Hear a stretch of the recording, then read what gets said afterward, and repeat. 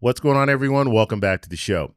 So the Supreme Court just yesterday came down with a decision regarding Texas. So we're talking about Texas redistricting, talking about the 2026 midterm election. We had an appellate court just a few weeks ago rule that the new map that Texas drew out was they weren't going to be able to use that map, and they would have to revert back to the 2021 map. Now, the Supreme Court has ruled on this, and we're going to talk a little bit about this, and we're going to talk about the implications here and how this is going to impact the 2026 midterm election. But I think you're going to be shocked at the results. So we have Texas redistricting. Now they're able to use this new map again, and we'll take a look at a clip. They'll talk a little bit about what happened in the Supreme Court. But is that really going to impact the 2026 midterm? That is the question. So that's what we're going to focus on in this video. But first off, you guys can do me a favor. Please like the video. If you're watching this video and you want to see more content like this, please consider subscribing to the channel. So let me show you the clip first, and then we'll talk about it. Here we go. Joan Biskupic. Joan, what is the latest news from the U.S. Supreme Court? Very big news, Jake, both politically and legally. The Supreme Court, the conservative majority over the dissent of the three liberals, has said that Texas can use the map that it drew last summer to provide potentially 5 new districts that could flip Republican and enhance the Republican majority in the U.S. House.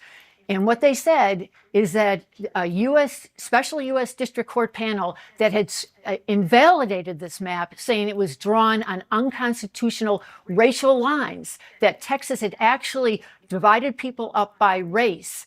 This district court had said that, and Texas had come up here and appealed it, backed by the Trump administration.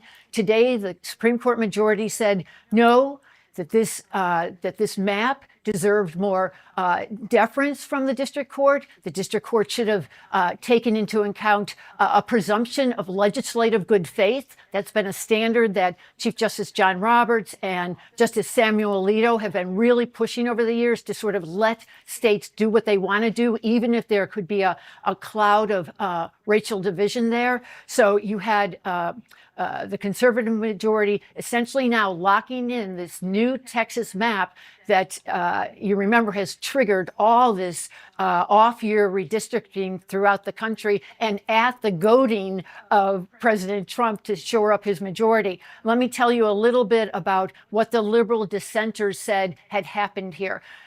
Justice Kagan, writing on behalf of herself and Sonia Sotomayor and Justice Ketanji Brown Jackson, pointed to the fact that a district court had held 9 days of hearing, combed through thousands of pages of testimony about what had gone on in Texas. And this district court had also put a lot of attention on a letter from the Office of Civil Rights in the Trump administration that had pushed the Texas legislature to draw along racial lines. And the district court had found that indeed that this had been an unconstitutional racial gerrymander, that it wasn't drawn just on political lines, which, Jake, is allowed under the Constitution. You can divide people up based on their politics, but you cannot divide people up based on their race. And that's what the district court said had done there. And let me just tell you what Justice Elena Kagan said in dissent about that.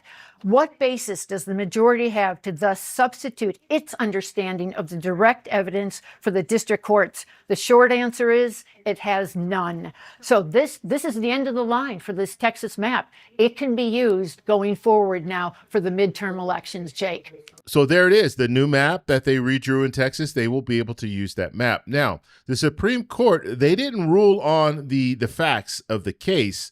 All they were ruling on was, it was basically, they were saying it was too late in the game.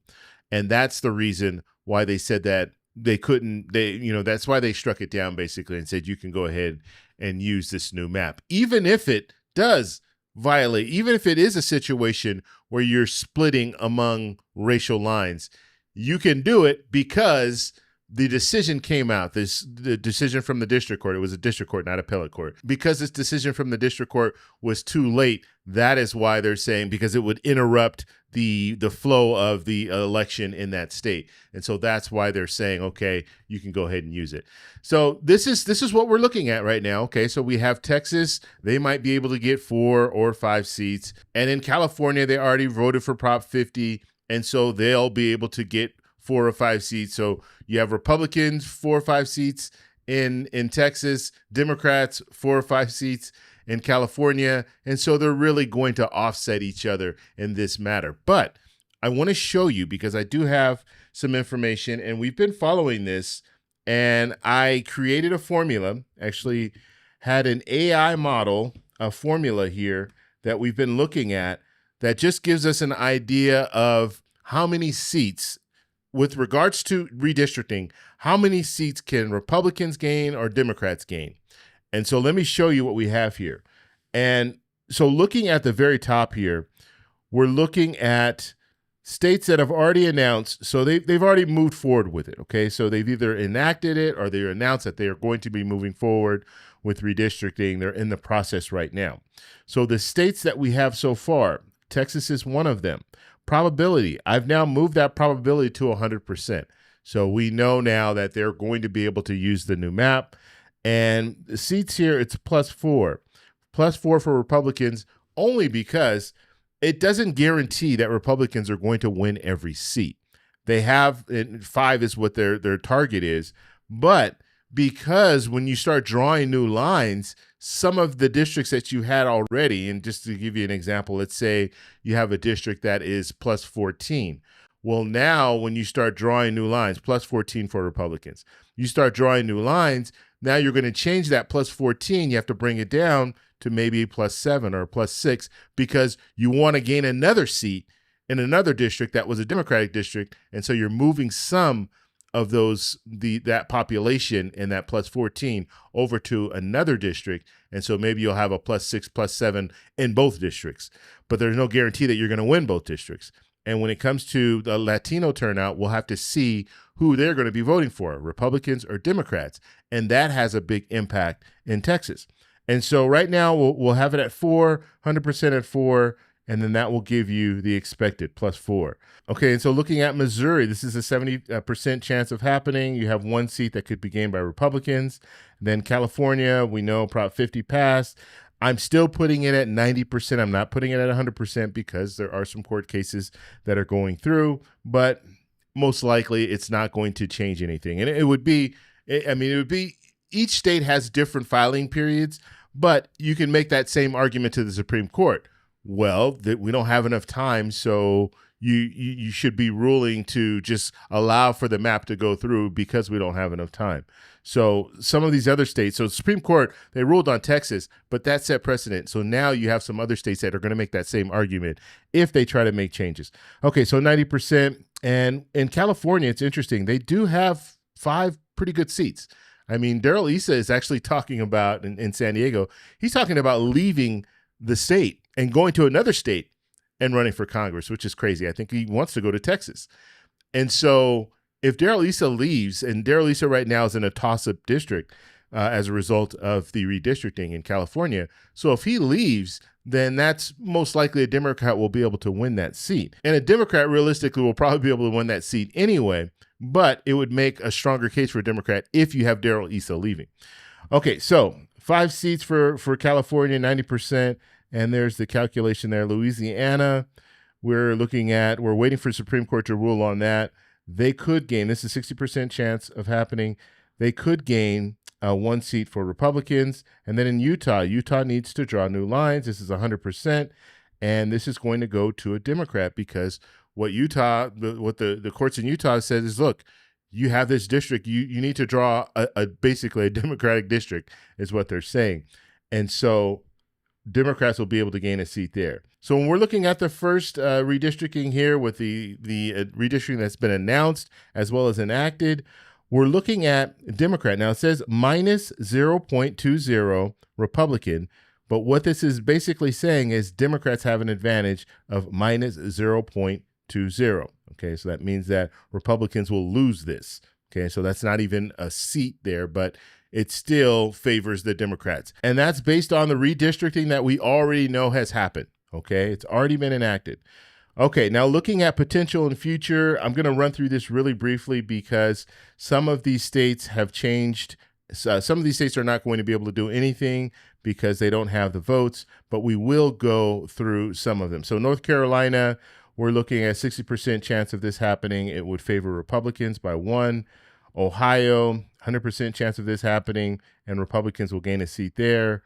Georgia, 35% chance of this happening. Republicans will win a seat there. Indiana, right now, Indiana is at 0 because I don't think they have the votes to move forward, but they were trying to get a seat for Republicans there, draw new lines for a seat for Republicans.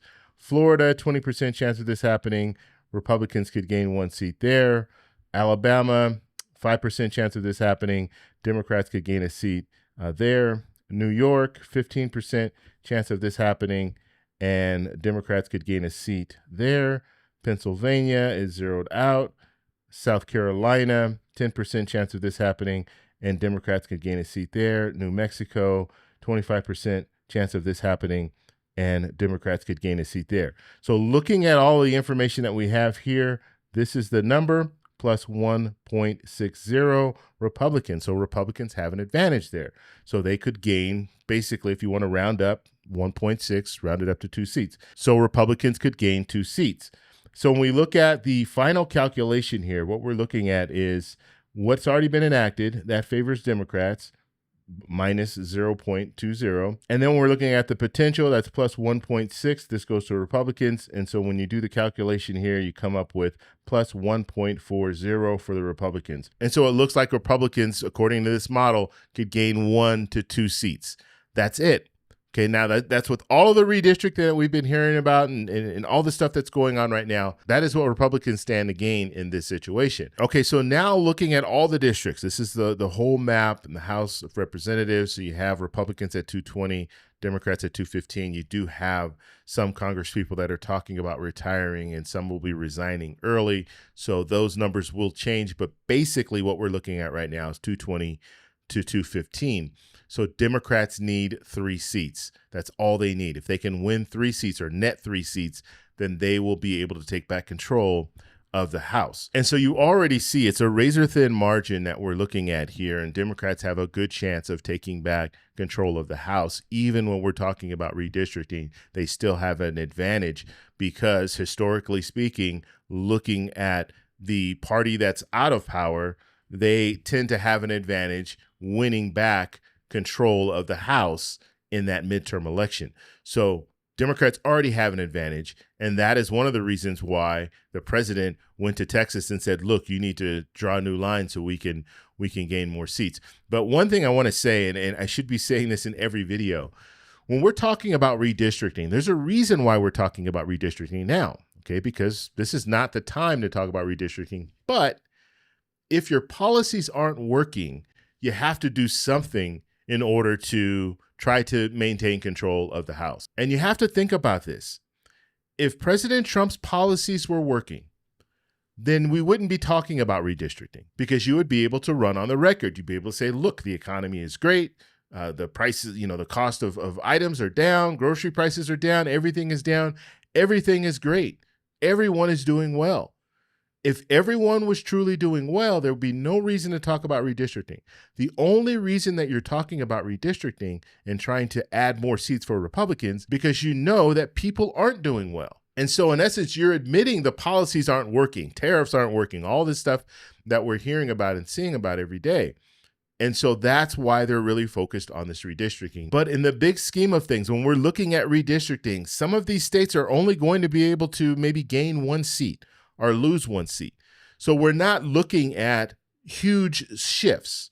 Okay, you might see a huge shift in California, a huge shift in Texas, maybe in Florida, you might see a few seats gained by Republicans. But the majority of these states that we're talking about, it's only going to be 1 seat or 2 seats. And it's not going to be enough if our economy is still struggling, if inflation is still high. You're going to see a larger shift. You're going to see more people. And we've already seen in these special elections, we've already seen some evidence of that.